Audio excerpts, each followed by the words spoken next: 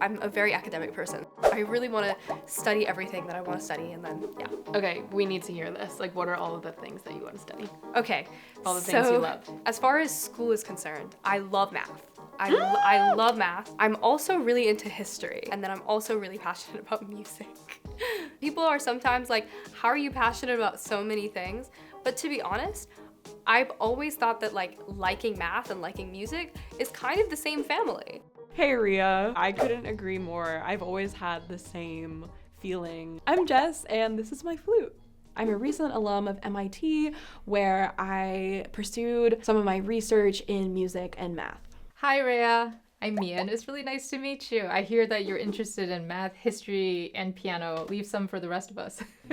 I'm the director of keyboard studies here at MIT, and I totally 1000% agree with you that studying something like math and studying music are related. You can find music in math, and you can find the math in music. How do you see music as an application of math? And sometimes people will talk about rhythm and different groups of beats and numbers and kind of counting and thinking of things that way. And I think when I got to college, I started to do more of this proof-based math. Math to me now is a lot about finding truth and proving ideas. And I'm starting to see music in a similar way. My most recent project, and one of the projects that was kind of at the center of my thesis here at MIT, was this idea of the flute as a laboratory for sound. So what I would do is I would take a recording of myself, put it into a DAW, which is a digital audio workstation. It's a software on your computer, and start analyzing what that sound looks like as kind of as raw data.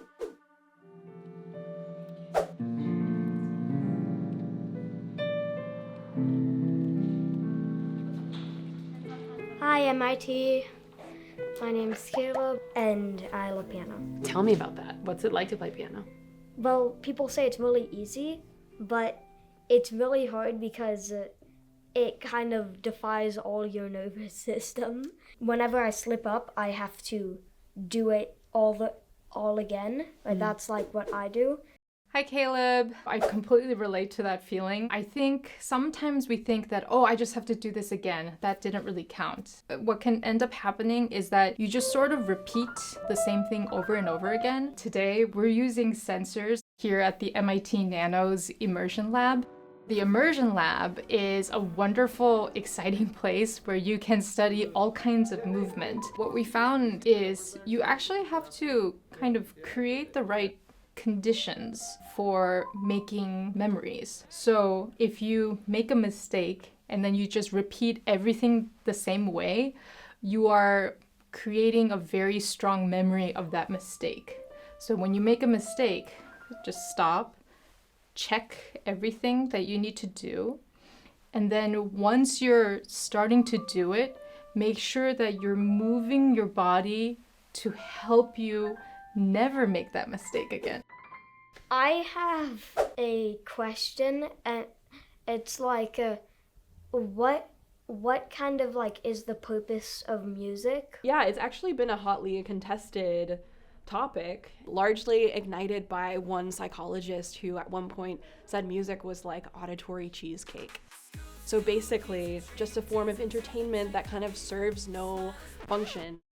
But actually what I find is that, there are big questions nowadays about how to use engineering to make the world a better place. But if you, kind of reposition the question, how do you engineer hope? In this moment, I would say it really feels like the purpose of music is to bring people together and to remind us of a sense of community. I feel like I can connect to you, Caleb, and I hope to meet you one day, but even if we don't, the fact that we both love music is the connection between us.